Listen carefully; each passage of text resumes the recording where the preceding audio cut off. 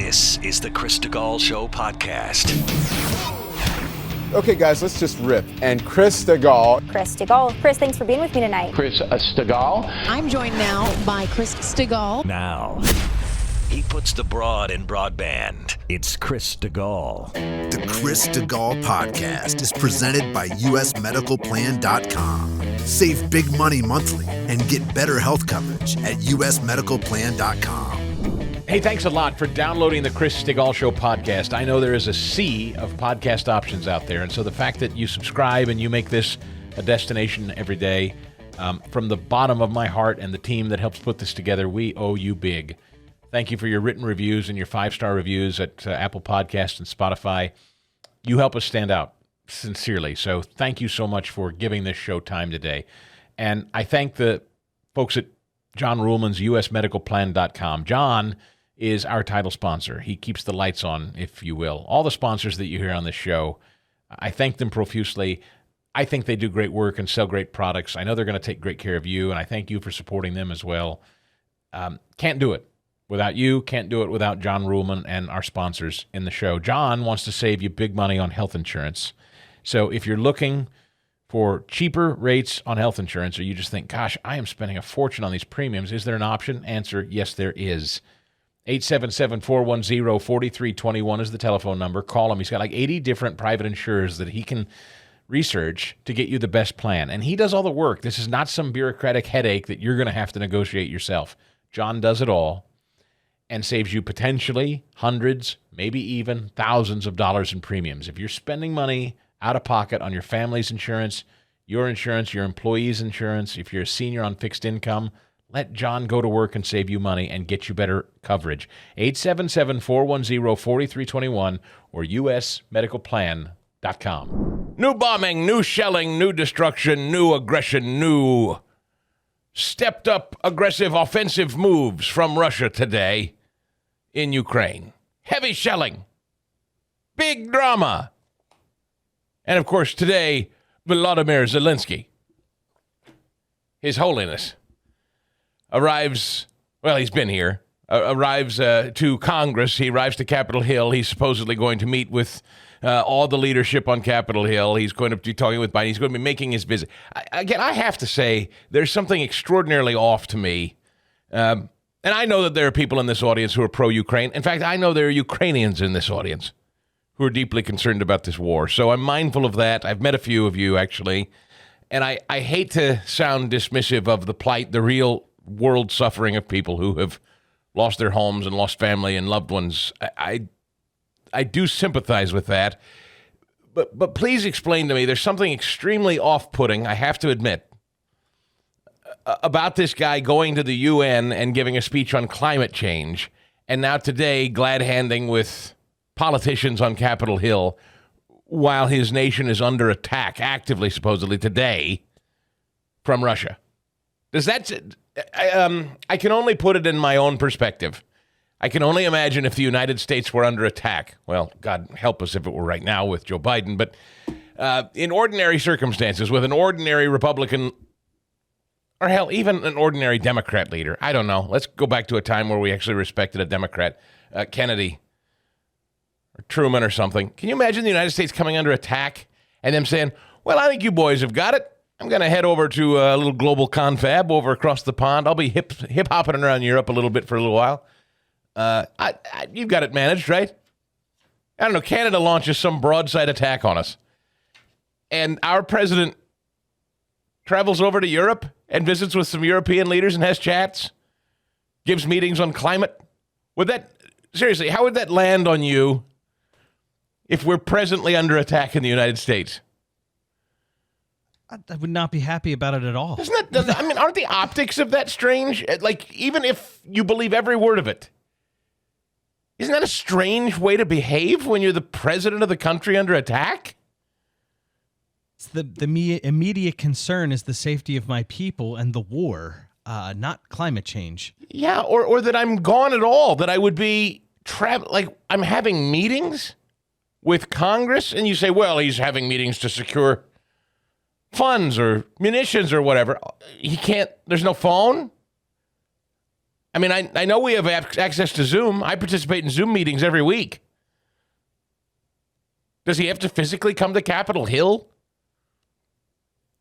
I don't know. It just bugs me. Again, I get notes from people when Ukraine comes up on this show that have loved ones that have been, really traumatized from this whole thing, or some that are here now living stateside that are watching that in horror. And I'm trying to be sympathetic and mindful of those people.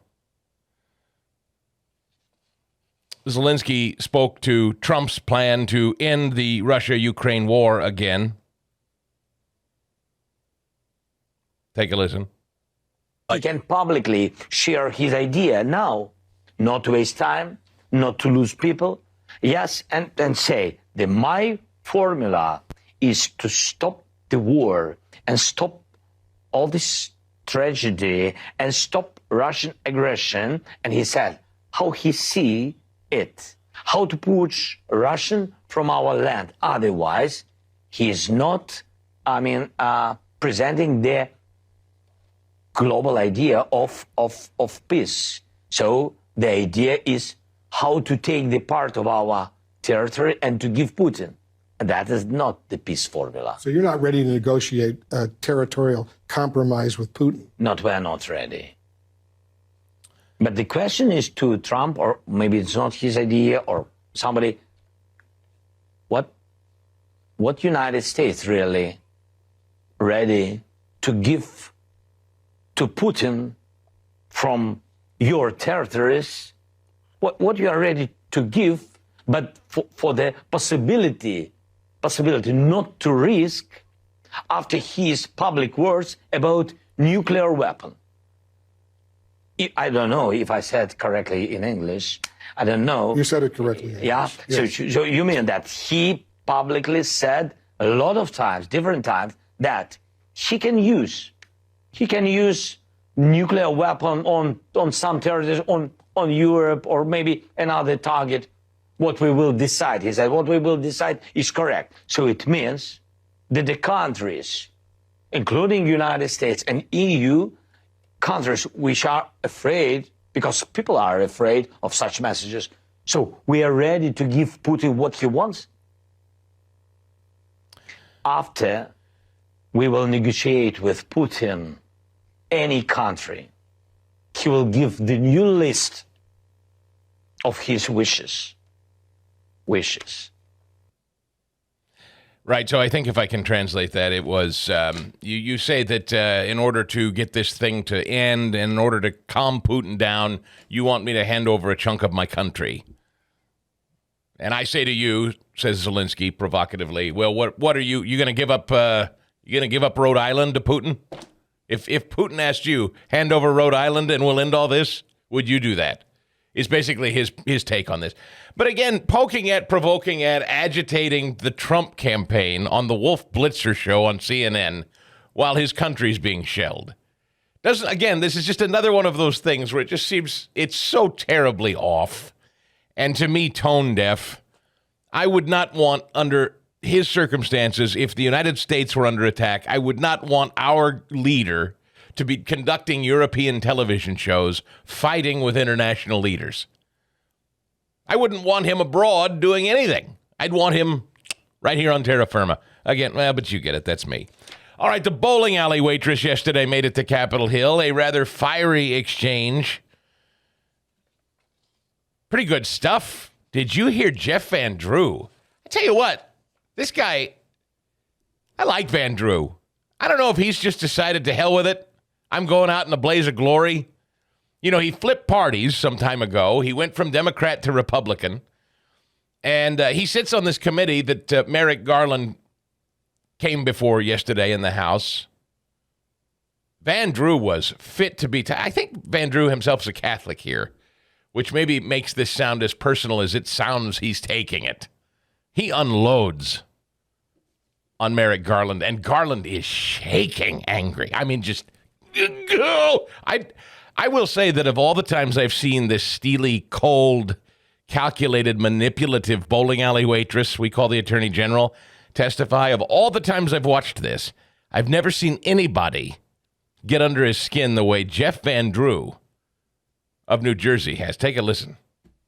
Never in my life would I have thought that I would see such a politicized DOJ. Never in my life would I have thought I would see such a Department of Justice that didn't obey their own rules. Never in my life did I think I would see the egregious investigations conducted under your watch, or the blatant disregard of the First Amendment by FBI field offices under your watch.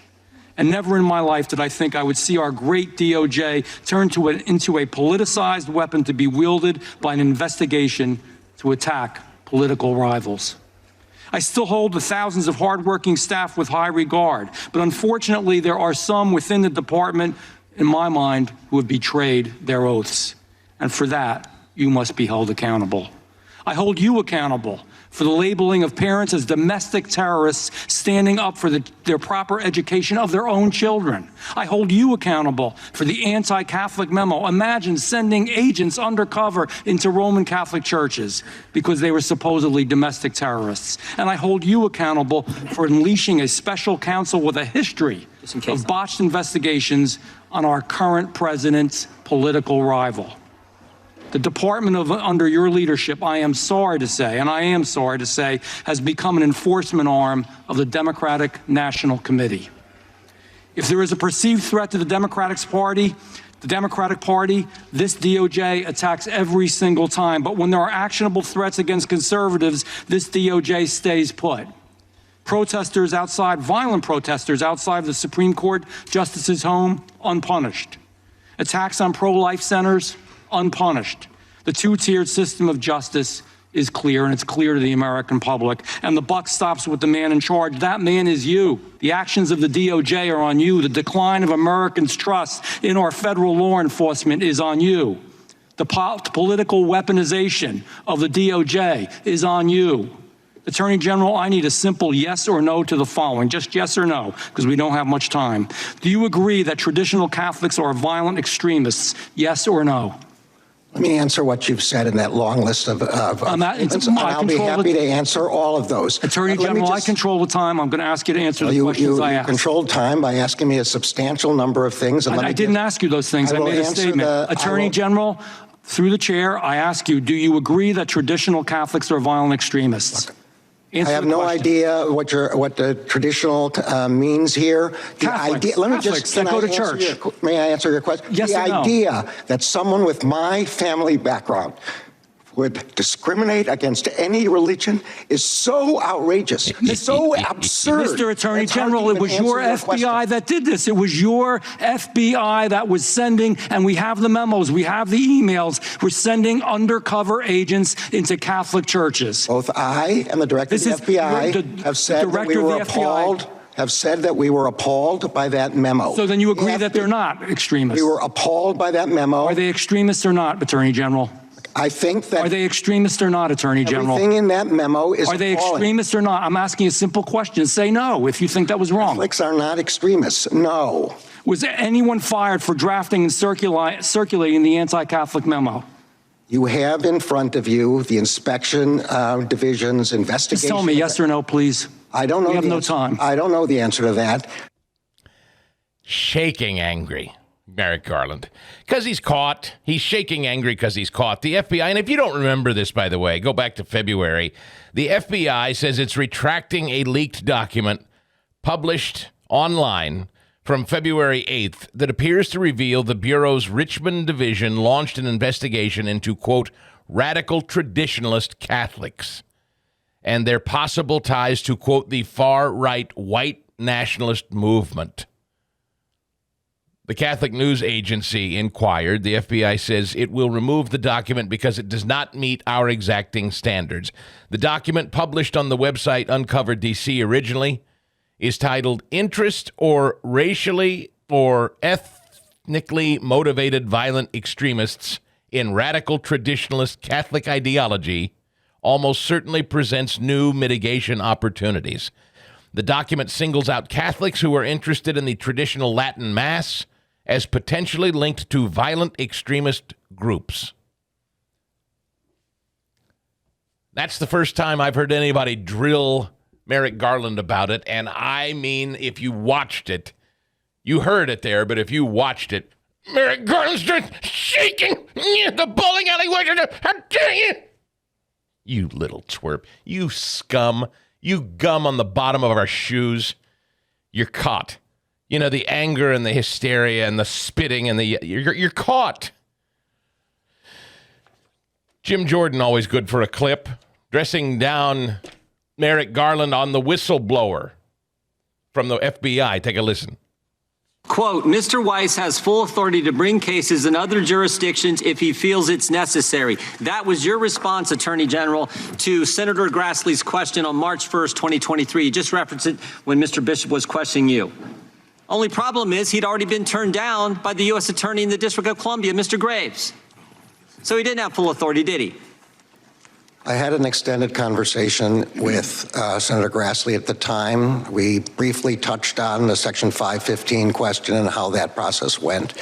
I've never been suggested. My point's real simple, Mr. Garland. You said he had complete authority, but he'd already been turned down. He wanted to bring an action in the District of Columbia, and the U.S. Attorney there said, no, you can't. And then you go tell the United States Senate under oath that he has complete authority. I'm going to say again that no one had the authority to turn him down. They could refuse to partner with him. They could not. You can use whatever language. Refuse to partner is turning down. Well, it's not the same under a well-known Justice Department practice. So legalese. Mike Johnson asked him a question. Discussions about the Hunter Biden case with Mr. Weiss directly. The guy that, again, this is the guy that's now special counsel. Weiss is the guy that's been investigating Hunter Biden now for 5 years, and Merrick Garland just named him special counsel. Mike Johnson questioning him here from Louisiana. Let's start with 86, then give me 87, right back to back here. Just get right to the chase. Has anyone from the White House provided direction at any time to you personally or to any senior officials at the DOJ regarding how the Hunter Biden investigation was to be carried out? No. Have you had personal contact with anyone at FBI headquarters about the Hunter Biden investigation? I don't recollect the answer to that question, but the FBI works for the Justice Department. It's. I'm sorry. You don't recollect. You don't recollect whether you've talked with anybody at FBI headquarters about an investigation of the president's son? I don't believe that I did. I promised the Senate when I came before it for confirmation that I would leave Mr. Weiss in place and that I would not interfere with his investigation. I'm just under oath today. Your testimony is you have not had any discussions with Mr. Weiss about this matter? Under oath, my testimony today is that I promised the Senate I would not intrude in his investigation. I do not intend to discuss the internal Justice Department deliberations, whether or not I had them. Oh, okay. So your testimony today is you're not going to tell us whether you've had discussions with Mr. Weiss. My testimony today is I told the committee that I would not interfere. I made clear that Mr. Weiss would have the authority to bring cases that he thought were appropriate. Okay. Mr. Weiss's letter. Right. Okay. Let me give you my broadcast version of this.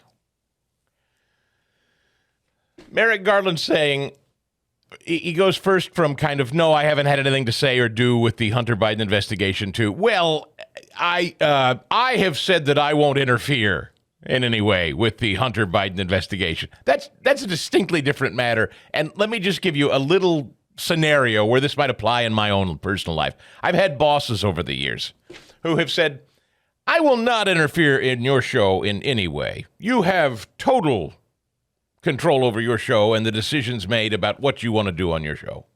And they'll hold themselves out in meetings as being very proud of the fact that they don't meddle in shows like mine. And I'll say, great, thank you very much. And then a few days will pass, and I'll get a note or an email from the bosses, from my middle management's boss, and it will be something like, I have a friend who has written this book, or I know somebody at my Rotary Club who's a doctor of this and such. and is a specialist on this. And he could do a great segment on this, or talk to you about this book he authored about that. Now, when an email like that comes from your boss to you, that's not technically them meddling in your show and telling you what to do on your show, but is that not, like, do you ignore your boss when he says, I have an idea for a great guest, a guy I just met at a breakfast. I think you'd really enjoy him on your show. When your boss sends you that note, I've had discussions with this in the past, not you, Fast Eddie, but I've had discussions like this in the past with previous producers. Is that something you just ignore? Because he said he's not going to meddle in the show, so you have the ability to just ignore his friendly suggestion about the guy he met at breakfast. Oh, it sounds like a great book. It's probably not the response, right? Yeah, that's exactly right. And so you say, well, sure, then I guess we'll have him on. Oh, well, if you think so. I mean, it was just, that's what this is like. Yeah, that's what this is, basically. To January 6th and the attacks, the agents within January 6th, he was asked specifically, how many operatives have you had in there? Do you know? Thomas Massey, Kentucky. You're citing the Constitution. I'm going to cite it. It's our constitutional duty to do oversight. Now, in that video, that was your answer to a question to me 2 years ago, when I said how many agents or assets of the government were present on January 5th and January 6th and agitating in the crowd to go into the Capitol, and how many went into the Capitol. Can you answer that now? I don't know the answer to that question. Oh, last time, you don't know how many there were, or there were none? I don't know the answer to either of those questions. If there were any, I don't know how many. I don't know whether there are any. I think you may have just perjured yourself that you don't know that there were any. You want to say that again, that you don't know that there were any? I have no personal knowledge of this matter. I think what I said last time. You've had 2 years to find out. And the day, by the way, that was in reference to Ray Epps, and yesterday you indicted him. Isn't that a wonderful coincidence? On a misdemeanor. Meanwhile, you're sending grandmas to prison. You're putting people away for 20 years for merely filming. Some people weren't even there yet. You've got the guy on video who's saying go into the Capitol. He's directing people to the Capitol before the speech ends. He's at the site of the first breach. You've got all the goods on him, 10 videos, and it's an indictment for a misdemeanor? The American public isn't buying it. I yield the balance of my time to Chairman Jordan. May I answer the question? I'm going to ask you one now. We'll let you down. Go ahead. But in discovery, in the cases that were filed with respect to January 6, the Justice Department prosecutors provided whatever information they had about the question that you're asking. With respect to Mr. Epps, the FBI has said that he was not an employee or informant of the FBI. Mr. Epps has been charged, and there's a proceeding, I believe, going on today on that subject. The charge is a joke. I yield to the chairman. The nervous the time shaking, is expired. the nervous warbling bowling alley rasp. Again, the bowling alley. He has the sound of a bowling alleyway. He's telling himself he's been coached, and he's coaching himself. Stay calm, Eric. Stay calm. Don't let them show you're rattled. But you can hear the wavering, the old guy nervousness, the bubbling anger underneath. This is a very bad guy. This is maybe the worst of them. I mean, it's tough to rank how bad these Biden officials are. This guy might be the most insidious. Sean Davis at the Federalist said it this way: Merrick Garland is a corrupt liar who should be held in contempt, impeached, and removed from office. He is little more than a mob lawyer for the Biden crime family. He's using DOJ to wage a war against the American people on behalf of the mob boss who pulls his strings. That's exactly right. I can't say it better. That was a tweet from Sean yesterday during this testimony. One more from Matt Gaetz, who followed up on this. So you don't know the number of your own federal assets that were involved in January 6th? So January 6th, did you lose count of the number of federal assets? Did you lose count and order an audit? Gentleman's time has expired. I get an answer to the question of did they lose count? No, let him answer the question. The time has expired. The Attorney General can respond. China is the most aggressive, most dangerous adversary Attorney the General, United States faces, and we are doing everything within our power to rebut that, to stop that, to prevent their invasions, both kinetic, and through cyberspace. And we will continue. If someone gave that answer in your courtort when you were a judge, you would tell them they were being non-responsive, and you would direct them to answer the question. Point of order, Your Honor. Time is. Of course, Gates is right. I don't even know what that's about. Gates asked him a very specific question. Do you know how many federal assets were involved in January 6th? And he gives some nonsense answer about China. What a corrupt weasel. Turley summed it up this way over there at Fox as he watched this whole thing. He doesn't really explain a lot of these details. First of all, he says, I never considered anyone else for the special counsel. And he says, because I didn't want to disrupt the investigation. That's exactly why most of us were saying you should pick someone else as special counsel. There was a need to disrupt the investigation. You had two whistleblowers that had come forward to say that essentially the fix was in. You even have, liberal commentators saying the Hunter Biden case was an unholy mess. And so why would you want to continue that? I mean, disruption sometimes is a good thing. Second, these investigations were already fairly advanced. If you brought in another person for special counsel, they wouldn't have to start at the very beginning, right? They would review what their options were, what was still remaining on the table, and move relatively quickly.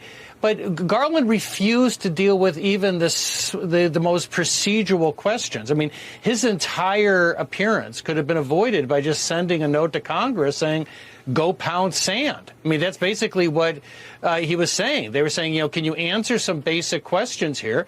And he said, no, I'm not going to do it.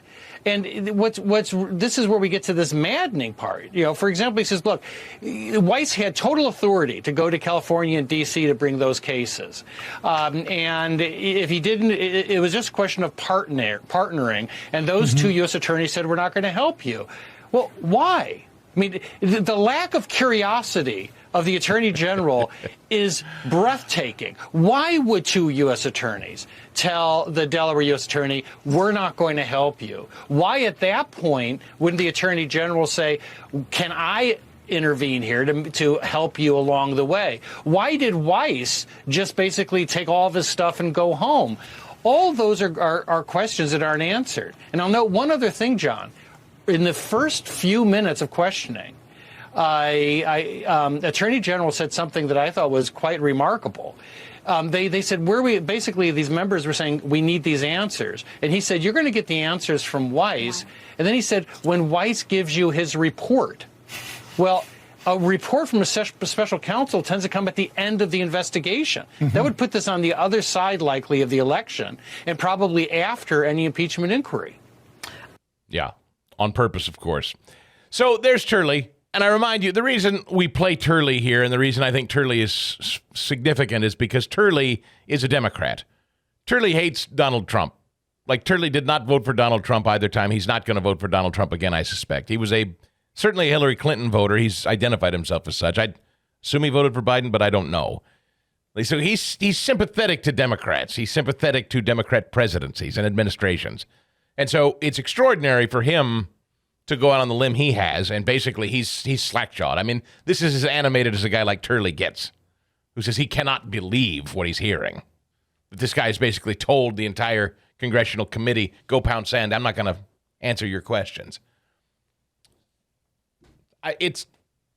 There's really not much to say about it. This guy's a scumbag. He's a really bad guy. And I just ask you to consider for a minute or two that there were people on our side who said that this guy would make a fine Supreme Court justice. Excellence in dentistry. That's what you're going to get at Williamsburg Dental. My friend Bob Spinato is back on the phone. He's in Broomall, just off the Blue Route. And with 2 new associates, now you can expand and offer more hours, maybe evening hours, possibly weekends, Bob. Yeah, one of the things that I told them from early on when they started with me was the value of not only their own time, but other people's times. And they run on a similar schedule that I do. If you've got a 1 o'clock appointment, you're in their chair at 1 o'clock. And it's something that across the board at Williamsburg Dental, we really pride ourselves on, whether it's an appointment with the hygienist or whether it's an appointment with one of our doctors. The other thing is we now have some expanded hours in the evenings, and even there's some discussion about opening again on some Saturdays for for services. Yeah, but not you. You're fishing. You're not kidding anybody. It's not you going to be working on Saturday. Come on, Stu. Well, I'm in my 33rd year, and it should be the young guns. That's so right. You've earned it. You've earned it. I feel like I have. Thank you. Pick up the phone or go online, make that appointment, 610-353-2700 or williamsburg-dental.com. Governor Kathy Hochul, however the hell you say her name, up there in New York, she's pulling something too. They're all in on it this week. All of them are all in on it this week. It's notable. They're all moving at the same time. A new law approved by Hochul yesterday allows New York voters to cast ballots by mail instead of in person next year. The ink wasn't dry when Republican bigwigs sued to block this from taking effect. The law will have the State Board of Elections create a program giving all registered voters the opportunity to vote early by mail in advance. Voters will be able to request mail ballots up to 10 days prior to the election, and election officials will then provide mail ballots with postage-paid return envelopes. GOP elected officials quickly filed a lawsuit to quash the measure, saying it leaves elections vulnerable to fraud, does not pass constitutional muster. Now, why, after all these years, and after New York, there's an answer, of course. Why is New York changing to this now mail-in-your-ballot system? They've never had it before, and Hochul in the legislature signs into law that you can now cast your ballots by mail instead of in person. This was never a thing in New York, and now it is. Why might that be?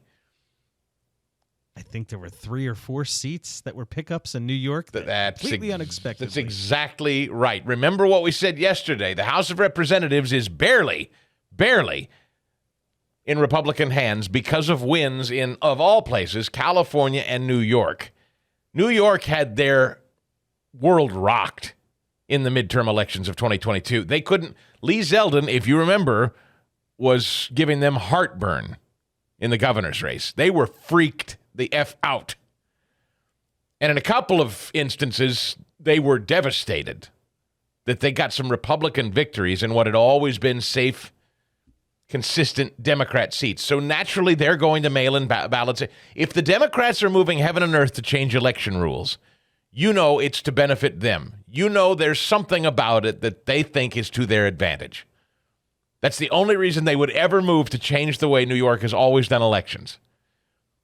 So yes, that's the correct answer. Republican gains have Democrats in panic, so they're changing it to mail in your ballot there in New York, which we all understand what mail-in ballots are. We can expect pipes to break soon, I'm sure, in New York counting facilities soon. And where there are elections that are close, I'm sure we'll have to halt. Oh, we're going to have a comprehensive review. Everybody stand back. Let the professionals take a good hard look at the equipment. Halt the counting, please. It'll take us a couple of hours. Everyone, exit the room, please. Only trained election officials can be in the room. Halt everything. Let's review all the... We're going to have to resort all these things. It'll be several hours and lots of private time. And then we'll get back online. But we're going to have to go through all these many thousands of mailed-in ballots. And that's going to take us private time behind closed doors without cameras and any review. All right? We'll be back with you tomorrow morning. And then we'll resume the counting. Nothing to see here. Good night, everybody. And the Democrat wins. Appreciate you being with us. I know there are a ton of places you could be instead. Believe you me, now more than ever. There's 1,000 places you could be spending your time and diverting your attention. That you waste time here with us is the... No, I'm kidding. I'm so grateful that you're here, sincerely. I hope you never think it's a waste of time. And you won't when you hear from guests like former acting Attorney General of these United States, Matthew Whitaker, who joins us again this morning. Good morning, Mr. Whitaker. Good morning, Chris. I always love being on your show. You do just a fantastic job, so it's always a pleasure. You still running around? Oh, thank you, first of all. That's very kind of you to say. You still running around your home state? Everybody, all eyes are focused, you know. Trump was back there twice yesterday in Iowa. I was with him in Dubuque, and we had a great crowd talking about the border and border security and the failings of this administration, the Biden administration, and trying to secure the border. So we had just a great time, and yeah, I'm driving to the next thing in my beautiful, middle of the harvest state of Iowa. So it's good to be with you. 2 new polls out this morning seem to indicate in both Iowa and South Carolina Trump is still up over 30 points. And again, depending on the poll, some have him higher, but at least these brand new polls that are out today, Nikki Haley in South Carolina, where she was formerly governor, she trails him by 30 points. And, in Iowa, he's still got a substantial lead there. Is that what you're hearing and seeing? I mean, is anybody even sniffing coming closer right now? Yeah, two things struck me yesterday. One is I said to some of the folks on the campaign that you could, he did an event in Manchester where he got 1,000 people, literally small town Iowa. Nobody's ever done that before. And in Dubuque, we had a packed house at the Grand River Convention Center, which, again, only Donald Trump can do that. You're just seeing, a lot of people coming out. And then you see this poll in New Hampshire that now Ron DeSantis is in 5th place. It's the University of New Hampshire poll. So, obviously I think there's a coalescing around President Trump. No secret that I've been supporting him, served with him, in his administration. And, some of this as an old football player, you got to play the game, right? We got to have the caucuses on January 15th and then have the election season, run in full swing. But right now, he's certainly in an enviable position, but we got to do the hard work and get those people to show up as we, this campaign season gets into full swing. Some have suggested, and you know this better than anybody, Iowa caucuses and the way they run are always a little confusing to people who aren't from there and don't understand how they work. But some have suggested that polling caucus goers now is often a mistake and not reflective ultimately of how things wind up. Can you confirm that? Well, Chris, I love bringing your listeners a unique perspective, and so I'll tell you this. I ran for U.S. Senate in 2014, and then we had the 2016 Iowa caucuses, and about 170,000 people showed up for both of those. So the caucuses are starting to look a lot like the primaries in the great state of Iowa. So I don't think that there is a difference, actually. It's probably a distinction without a difference. That, it's the base of the base. It's the folks that are consider themselves Republicans show up to participate in their, political obligations as a citizen. And so I think the polls, if you identify likely Republican caucus goers, that's a pretty good group. Donald Trump obviously brings in a little more than that. And so with the state party not setting a registration date, so you can do same-day registration again this year, I think that actually helps Donald Trump. And even if you end up with a few more people showing up, that will probably benefit President Trump. Matthew Whitaker is former acting attorney general, co-chair of the Center for Law and Justice at the America First Policy Institute. It's interesting. Fast Eddie and I, who produces this show, we were talking during the break, and he asked me something that I thought would be a great question for you. If Donald Trump is successful in his run and becomes president again, the question was, and I think most of us are most deeply concerned about this loathsome little troll that we call the current Attorney General Merrick Garland and this weaponized DOJ. I would guess most conservatives share that concern maybe as a top concern.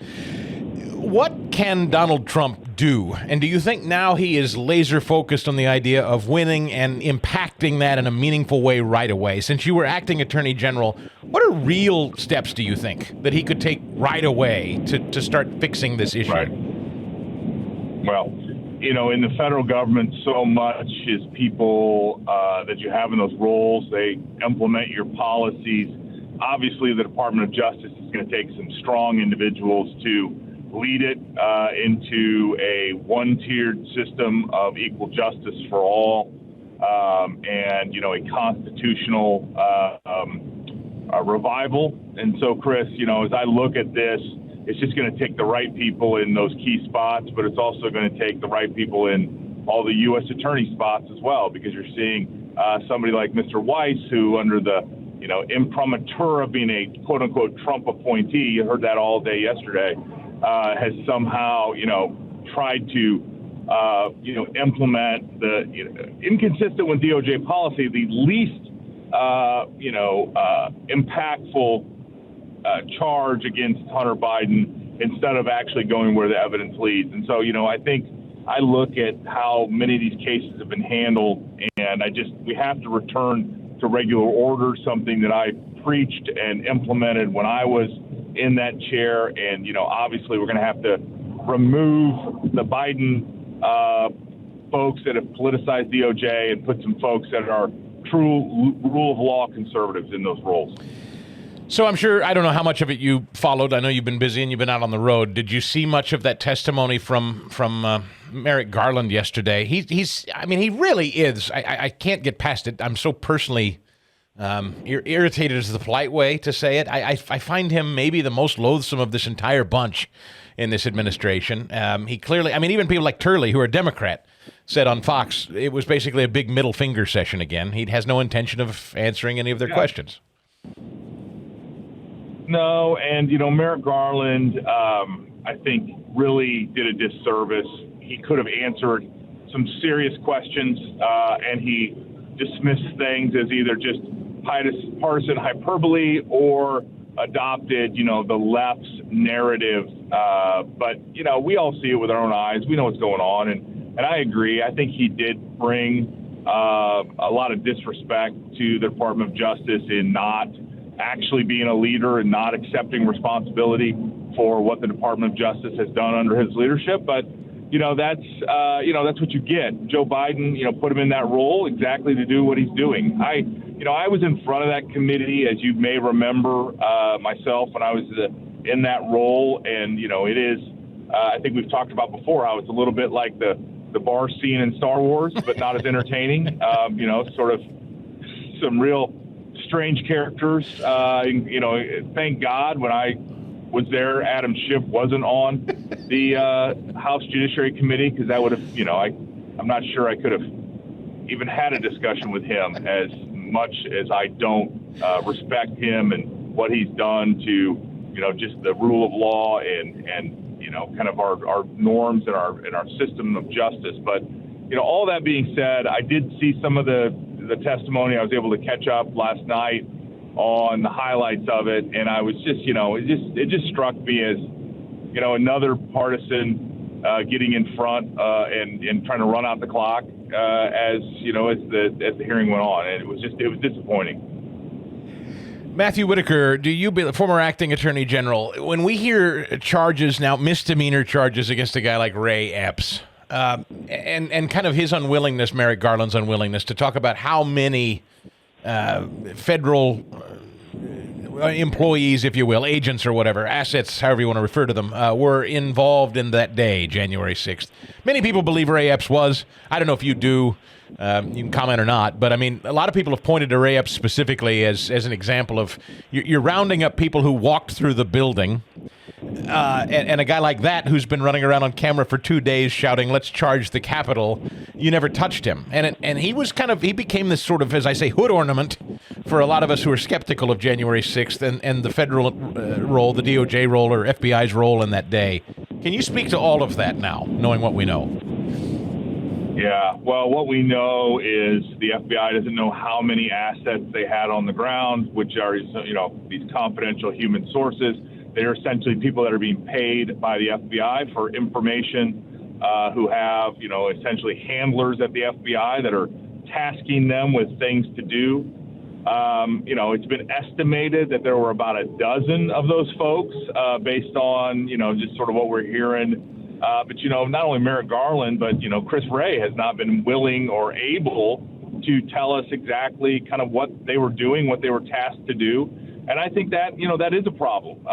There is no doubt that, a mob, or as our founding fathers would have called them, a rabble, are prone to these, fits of riotous action. And so, I don't think ultimately we'll ever know what happened on January 6th and how it happened and who was actually, leading the charge. But, it seems to me that the FBI had a bigger role than they'll admit or ever admit. And I think that's a shame because, a lot of people have been punished the book has been thrown at them. And as another example of this two-tiered system of justice where these folks, just can't get equal justice under the law because, you can compare and contrast that exactly to what happened in the summer of 2020, where buildings were burned down, a church was burned in Washington, D.C., where there was no doubt law enforcement officers were injured, dramatically injured, and nobody was held accountable or brought to justice in that regard. So, it is to me, we've talked about it before, but, Chris, to me, that is just that erodes, our systems and our constitutional rights and obligations. And so it's a shame, but you're right. Well, Merrick Garland is never going to admit, the DOJ or FBI's role in that. The acquittal of those three men in the Gretchen Whitmer kidnapping case, and the role that we know the FBI played in that, the human assets they had involved in that was a kind of a stunning reversal that didn't get a lot of attention. And so I wonder if now the American public, would you say it is too much to say that the American public now has to look, particularly those of us who are conservatives, has to look at DOJ and the FBI as hostile to us? Something we should be wary of when they come knocking? I mean, that's what I hate, is that I now look at the FBI with the same kind of disdain and contempt and worry and fear as the IRS, Matt, Yeah. No, I know. And I know that there's a lot of us that share that same feeling. And I'm troubled. You know what troubles me the most, though, Chris, is I run into, former FBI agents that I worked with when I was a U.S. attorney in Des Moines, Iowa. And, they are concerned about the current FBI and what has happened and how it's been weaponized, really against one political viewpoint versus the current ruling class. And so you're right. There's so many examples we can point to. I hope and I know that with the right people in the right places in a new administration, that the FBI can be restored to its, rightful place of doing blocking and tackling of, the important law enforcement function it has. But they're going to have to earn it back. They're going to have to do a lot of things right for a long time to ever restore, their rightful place as a place of, that should be, respected and ultimately believed in a lot of these fronts. I don't want to get too ahead of myself because lots has to happen. I mean, there's still a nomination process. There's an election, of course. But seeing everything through the way I assume you hope it does, that Donald Trump would win the presidency again, do you anticipate or do you want or would you consider joining his DOJ again and taking another bite at the apple, if asked? Yeah, well, Chris, I mean, obviously that gets the cart before the horse. There's a lot of political life to live between now and then. Obviously, like you and a lot of your listeners, I am a patriot. I love this country. And obviously, if a president or a president-elect asks you to help him, I would certainly prayerfully consider that. But that's, those discussions aren't currently happening. I'm involved, not only in the campaign, but in a lot of efforts to, if and when we have a new Republican administration, that we have great policies that we can implement from day one and great people in those roles to implement those policies. By the way, I'll just as an aside, your governor in Iowa, Kim Reynolds, what she's done is, I will say, a model for every other governor in the country. She has implemented universal school choice, and as I think I read this, confirm or deny, she just signed into law a mandatory Pledge of Allegiance be said every day in public schools in Iowa. Is that correct?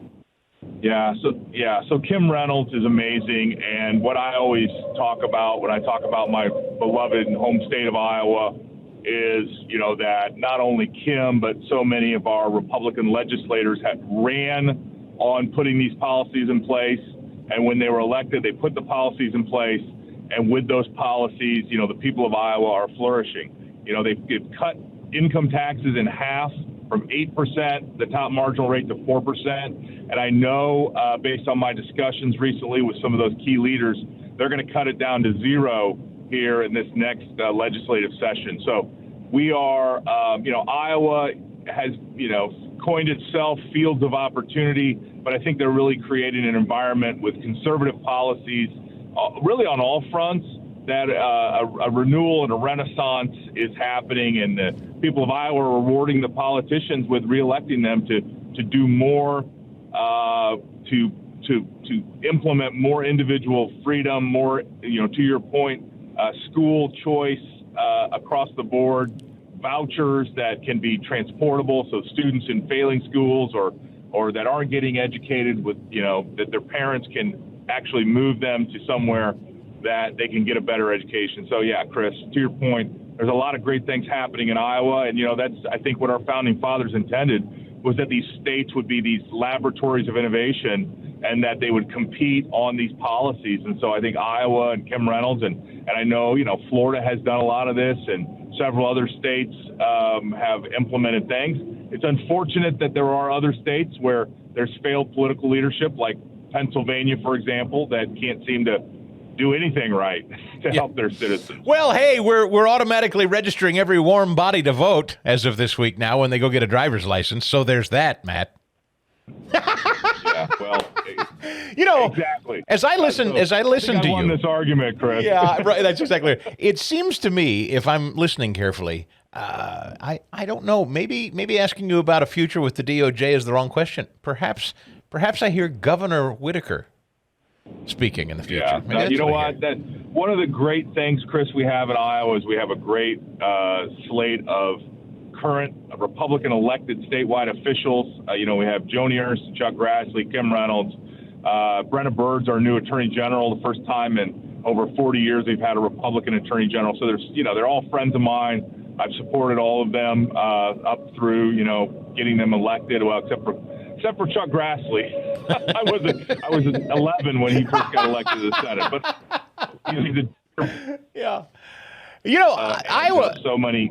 I will just say. Going well. Yeah, I will just say that I was, driving down the interstate not too terribly long ago, and I came through Center City, Philadelphia, and there was a giant billboard advertising "Bring your business to Iowa." Iowa is aggressively making plays in major metropolitan cities all over the country. Come bring your business here. So it's, I tell you what, it's quiet and keeps to itself, but Iowa's doing some big things. They really are. Yeah, it's a great business environment, a great place to, grow up, how I did, great place to raise a family. And unfortunately, my beloved Hawkeyes have to travel to, State College this weekend for a tough game against the Penn State Nittany Lions. Yeah, well, that may be where the luck runs out, but, that's all. We're all friends here. Matthew Whitaker, former acting attorney general. He's at Matt Whitaker 46, by the way, at Matt Whitaker 46 on X, formerly Twitter, if you want to follow him there. Always appreciate your time, my friend. Be safe out there on the road. Not a guy I grew up listening to, not a guy I know much about. I know he has a history here, of course. His syndication career basically launched in Philadelphia. Howard Stern. Howard Stern had probably, for those of us who are in the radio business, I would say it is the seminal movie ever done about radio. It is a fabulous, fabulous movie. It's called Private Parts, and it is one of the great stories of a radio professional ever. And I adore it. And I adore it because it is all about Howard Stern's fight to say what he wants, to entertain the way he wants. He created a bond with his audience. People loved him, believed him, his authenticity, his rawness. He wasn't my cup of tea. I wouldn't have done the show he did, but his show connected with millions. He grew and exploded, and management hated his guts and tried to stop him and stymie him at every step with rules and scolding and meetings. And the whole meeting was about screwing the establishment, doing it his way, and winning. Outsider, rebel, challenging authority. Private Parts. Great film. This is Howard Stern today. By the way, I kind of take that as a compliment that I'm woke. I'll tell you how I feel about it. To me, the opposite of woke is being asleep. And if woke means I can't get behind Trump, which is what I think it means, or that I support people who want to be transgender, or I'm for the vaccine, well, dude, call me woke as you fucking want. I'm not for stupidity. I ran out Friday morning. I was over at CVS. Thank you, CVS. I went over there 9 a.m. and got myself that new vaccine for COVID. and science. This country is so great. So that's where his career has gone. That's Howard Stern in 2023. Now, the Howard Stern of the 90s would never have embraced the notion of being woke. What he's describing, whether it's Trump or transgenderism or the shot, Howard, that's not being enlightened or being edgy. Everything that you just listed, everything that you just named, what you are, if you saw the film, and I tweeted this yesterday, Howard, what you've become is pig vomit. You've become the guy, WNBC. You've become that guy. You're now the authoritarian. You stand on the side of the FCC and the authoritarians. You see, those of us that question the shot or the efficacy of the shot, or Lord knows, those of us who dared stand up and say, you're not going to threaten me, lose my job if I don't take a experimental medicine that I don't want to ingest in my body? The hell with you. Masks, they don't work. You see, we question those things, and people like you and all of the authoritarian goons you support politically tried to force us, tried to compel us, tried to push us, and we fought. You see, in all your wealth and all your years of fighting the man, you've now led this very pampered, rich, wealthy life around famous liberal people. You've become pig vomit. It really is. The jingle is true. For the best night's sleep in the whole wide world, visit MyPillow.com. I'm sleeping like a baby. I can't lie about it. I mean, I have this MyPillow body pillow I use every single night. Tuck it under the blankets, lay next to me. I know, not very romantic on Valentine's Day, but most of us that have been married and you're sleeping nightly, after a while, you know, people sleep hot. I don't know about you. I get hot. I need space. But MyPillow, what's so great about MyPillow and their new MyPillow 2.0 technology is it's exactly for people that sleep hot. So I get this side sleeping thing where I just can't sleep on my back or my stomach. I like sleeping on the side. Maybe you do too. This body pillow they make, like, it doesn't get hot, but it is so supportive. And it's like 3 feet long. So it's just perfect to lay your head on. You can tuck it in between your knees to take a little pressure off the lower back or the knees. I love it. Plus, I'm on these Giza Dream Sheets, which are crazy comfortable. We've got the towels, which are super absorbent. We dry off with every morning, thanks to MyPillow.com. My dog, Dean, is on the MyPillow bed for the dog. Loves it. And that's just some of the products. Right now, I'm sipping my coffee. Mike has his own line of coffee. I got the light brew. I think next time I'm going to order the dark brew and try that. But all of these products and so many more, from the robes to the slippers, Christine loves her MyPillow slippers. You got to check it out. And if you go to MyPillow.com and order today, you use my promo code ChrisPodcast. ChrisPodcast. That allows you to save up to 66% on everything on the website. And it also lets them know that you listen to the podcast, which means a lot to me. They're advertising with me in the hopes to reach you. I know you're going to love the products, but when you let them know Chris Podcast, it gets you the discount and lets them know you listen. So thanks for that.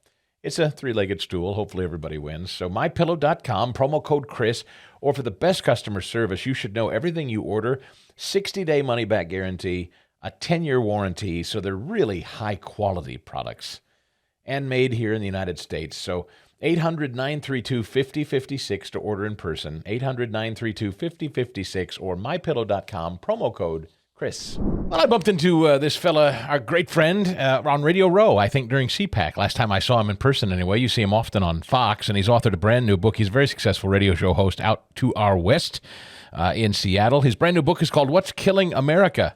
Inside the Radical Left's Tragic Destruction of Our Cities. Jason Rantz is his name. Jason, good to talk to you again. Good morning. Good to talk to you. Thanks for having me. You bet. You don't, I don't know how often you get out east. We've certainly got our own troubles here. But out west, it's funny. There aren't, I have to say, you've carved out quite a niche for yourself. To your credit, you seem to be like one of the few sane voices out there on the left. And as such, I think a lot of people have tapped into you for perspective. What is it to live in a city? I know what it is to live in a place like Philadelphia. What is it to live in a place like Seattle with your point of view these days? Well, I mean, I imagine it's very similar to living in Philadelphia. We've got very similar problems, and we got similar lunatics. I mean, I love the idea that I've carved out this role for myself as being like normal, but I would argue it's very, very easy in a city like Seattle when you're surrounded by all the lunacy. But the interesting thing is in What's Killing America, I don't just talk about the West Coast. I'm talking about the entire country. In fact, I cover a lot of what's going on in Philadelphia, especially around the drug policies. They're just absolutely out of control. And the fact of the matter is, drug policy that's guided in Philly is the same as in Seattle and Portland and San Francisco and New York, which is why you're seeing essentially the same kind of results, which are all negative. We're not getting any sort of positive movement out of the radical left's approach to drug legalization. They call it decriminalization. It's not. It's actually legalization. And they know exactly what they're doing here. And it's all part of a strategy called harm reduction. But the problem is, and I think you would find this to be the case as well, you and I go outside, talk to 10 random people. There's not a single person who can explain what harm reduction is. And I get that because it's like one of those faux academic positions that folks take. But it sounds good on paper, and it's destroying our cities, and people don't realize that.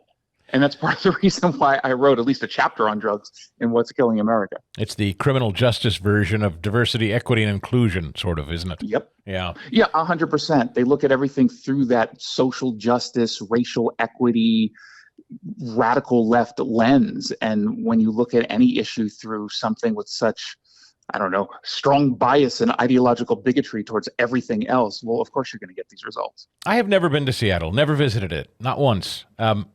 Would you recommend it? Sincerely, like if I wanted to bring my family in for a week and stay in the downtown area of Seattle and tour it, is it, I mean, what should people really know about it? Because there's a lot of violence in Philadelphia, for instance, and I know they've lost a lot of tourism because of it, and maybe concerts, I think. Business, certainly. People are post-COVID. People are not, a lot of empty retail space. Businesses have left. What's the real state of things? So this is the interesting part. So if I'm going to compare Seattle and violence to Philadelphia, you guys will win every single time. It's always about what we're used to and what is the expectation. Yeah. And so, for example, let's go into Chicago just for a moment. When you have a weekend in which there's only one person killed, you say to yourself, well, okay, that's great. I would prefer it be zero, but compared to what it normally is, that's a huge improvement. For Seattle, we're at the point where we're on pace right now. I don't know if we'll actually hit it, but we're on pace right now by the end of the year to have the most homicides we've ever seen. Wow. Now that number would be 70. Now 70 to Philadelphia, to Chicago, to LA, that's not that big of a number. It's obviously an alarming number, but for Seattle it is because we're not used to that. And we've seen clearly the results of policy over the course of the last 3 to 4 years cause all of this. And so I look at those 70, you're always going to have some crime, you're always going to have homicides. But when I can point to specific policies that are being passed and initiatives that are being forwarded, these are avoidable crimes. We don't have to live like this. The same way in Philly and Chicago and D.C. You don't have to live like this because they are policy choices that are being made on our behalf. And I just think too few people realize what's actually going on, and they're not connecting the dots. Drugs, alcoholism. You just talked about, there's always been this huge debate about legalizing, heroin, drive-by clinics for safe injection sites and those sorts of things. We see these zombie apocalypse scenes now. I know in your city, certainly in Philadelphia, whole neighborhoods, whole streets where people are just wandering around virtually dead and upright. I've never really known the answer as to what you do about that. People say all the time, well, you can't hire enough police. What do you do? Jail all these people? They're still addicts. I don't have a smart answer. I'm sure maybe you've thought more about it than me. What do you say about that sort of thing? Well, what we've seen work is a carrot and stick approach to all of these problems. So when we're dealing with someone who's an addict, number one, there's a difference between someone who's a prolific criminal who's feeding their addiction by breaking the law. You're going to deal with them slightly differently, which is kind of simple. You either go into treatment that we're going to offer you or we're putting you in jail. Sure, you're not going to spend that much time in jail, but at some point you're going to get the clue that your life is going clearly in the wrong direction. And the idea that someone is going to detox in a jail cell over a weekend, that's going to scare the hell out of them. And so that is how you leverage them to go into treatment. The problem is because we've effectively legalized drugs, there's no threat of arrest. And even if there was, there's no threat of doing any jail time. And so they know that. So they're never going to take it seriously. Instead of actually putting resources into treatment, what do cities do? I mean, back in 2018, you guys were the ones who tried to be the first to open heroin dens. Yes. You guys called them comprehensive user engagement sites, whatever the hell that even means. But the intent there was, of course, to confuse people as if you're doing something noble. And then you pick the worst possible neighborhood in Kensington to put this. Yeah. And then all of a sudden, cut to, what was it, last week, all of a sudden you're like, whoa, maybe we made a mistake on that. Yeah, no kidding, you made a mistake on that, because enabling people to continue to use under this idea that it's quote unquote safer for them, all you're doing is postponing an inevitable overdose. And I think that that is morally wrong.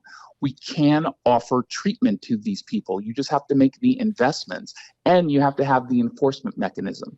And where this whole strategy has been failing, which is primarily in big Democrat-run cities and counties, is when they take away the treatment and when they take away the law enforcement aspect of this. They all have to work in concert. You can't have just one, including just law enforcement, because that's not going to work either. Jason Rantz's brand new book is called What's Killing America? Inside the Radical Left's Tragic Destruction of Our Cities. One of the more remarkable things to watch has been the inflow of all of the illegal migrants that Texas has been sending into places like New York City and Boston. And you see their governors and their mayors just freaking out. These women on The View saying, yeah, this is a big country. They don't all have to be here in Manhattan. It's kind of hilarious, actually. And Eric Adams is now screeching that our city will be fundamentally transformed and changed forever, and they're ruining us. They're ruining us. I mean, I guess I welcome him to the debate and the discussion, but he still doesn't really seem to attribute it to who the blame should be placed upon. Yeah, and let's not expect him to go too hard after Democrats and Joe Biden. We shouldn't expect that of Democrats. We should expect better of voters, because the voters are putting these people in who are making these boneheaded decisions like declaring their cities or counties or states sanctuaries. And then the second, of course, that people take them up on those very generous offers, they start to complain and argue that this is somehow a MAGA Republican problem. I've got an entire chapter just on this topic. And I have to say, one of the best council videos that I saw actually came out of Denver, because back in 2018, they decided to call themselves the sanctuary city.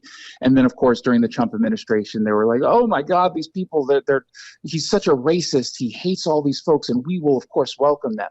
And just listening to some of the speeches that were given by some of the council members, they're like, we were here. We were born for this moment, in this day, in this room, to pass this legislation, to welcome people here. And then, of course, they're starting to bus people into New York and Chicago. It is all phony. It is all virtue signaling. It hurts the communities in which the migrants are going, and it hurts the migrants themselves, who end up in many cases living homeless. We're not doing any vetting, and we're starting to see the clear consequences of this from a crime perspective. I have a congresswoman here who likes to always talk about how actually it's American citizens who are most likely to commit crimes, not illegal immigrants. That is not true, and I debunk that really silly myth in the book. What do you make, Jason Rantz, of the rampant, it seems to always be, I know it's not exclusive to the West Coast, but the file footage that we see on the evening news often seems to be coming out of places like San Francisco, these mass looting events, or Walgreens, people going in with bags and just shoveling stuff off the shelves and running out the front, not even running, sometimes just casually walking out, department stores and smash and grabs and all that stuff. That is becoming an epidemic unto itself. Retailers are now just pulling out of cities because of it. What of that culturally, and what do we do to reverse course? This one is actually one of the easiest ones to figure out. I mean, they're taking advantage of very specific laws. In California, you can steal up to a certain amount worth of products, and you're not going to go to jail. In Washington State, that police cannot legally pursue you unless you commit a violent crime in which a reasonable suspicion exists. So all these folks have to do is usually here in Washington, we've been seeing a surge in stolen vehicles that get driven into the storefronts of various stores, pot shops, drug stores, things like that.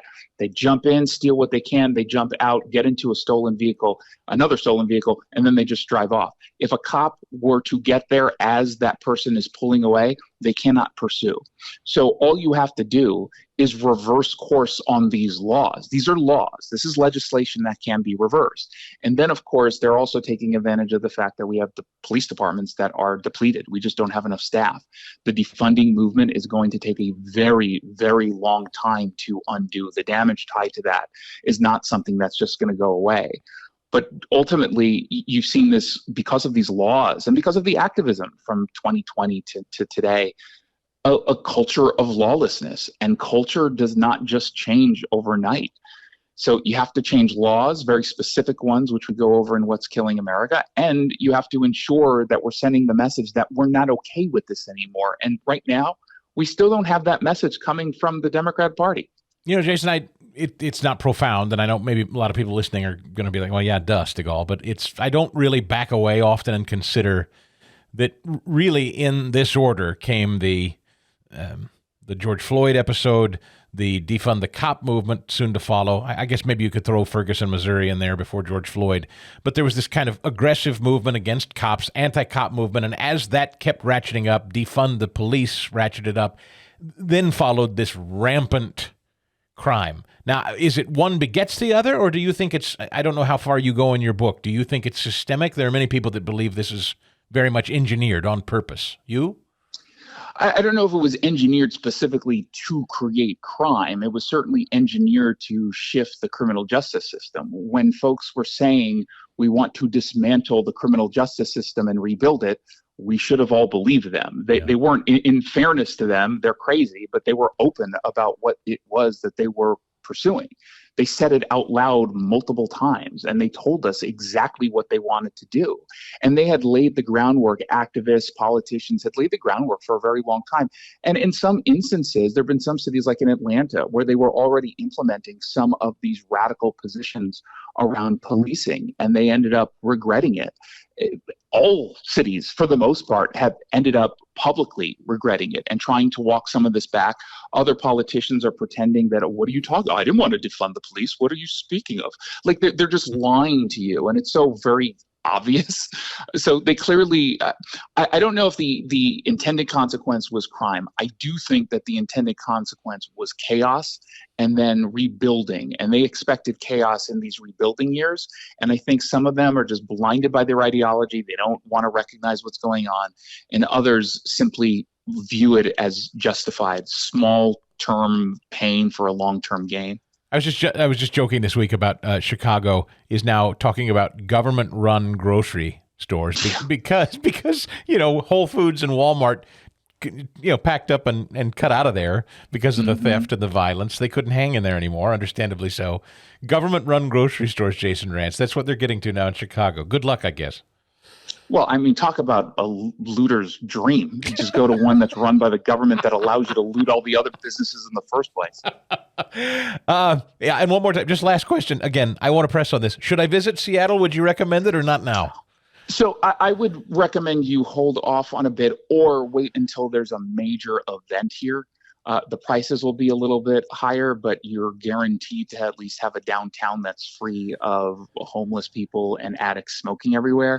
It's definitely been much worse than it is right now, but it's been slowly creeping back into to what it was just untenable. And that's the big fear for folks who live here. I actually live fairly close to downtown. I spent some time down there. It is not fun, and I wouldn't take your kids here. What is it worse than Philly? No. If you're choosing between downtown Seattle and Kensington, I would stay out of Kenzo, come over here. And I'm kind of amazed that Elon doesn't leave San Francisco. He says he's hanging tough with his Twitter or his X headquarters there. He's not leaving. I'm not sure I'd stay in San Fran either. Yeah, I mean, look, San Francisco is one of those cities that I legitimately think we are seeing the death of in real time. And I don't think that it's going to be saved. The people there, and I outlined this in What's Killing America, they did start to change their tune. They got rid of Chesa Boudin, the DA. They got rid of everyone who was eligible for recall from the school board. They made attempts, but it was a little bit too late, and it hasn't been sustained. And I don't know if they're going to be able to overcome this. I'll actually be there for an event actually next month. So I'll get to look at the latest. It's been several months since I've been there last, so I'm kind of curious as to what things look like now. Good luck. The book is called What's Killing America? Inside the Radical Left's Tragic Destruction of Our Cities. And by the way, Jason, if people care to listen to you, what's the best way? Yeah, so unless you're in Western Washington, what I would do is go wherever it is you get your podcasts and just search Jason Rantz Show, and you can follow me on all the social media channels under that name as well. Well, you do great work. We appreciate your time this morning from the West. Thank you, friend. The Chris Stigall Show podcast.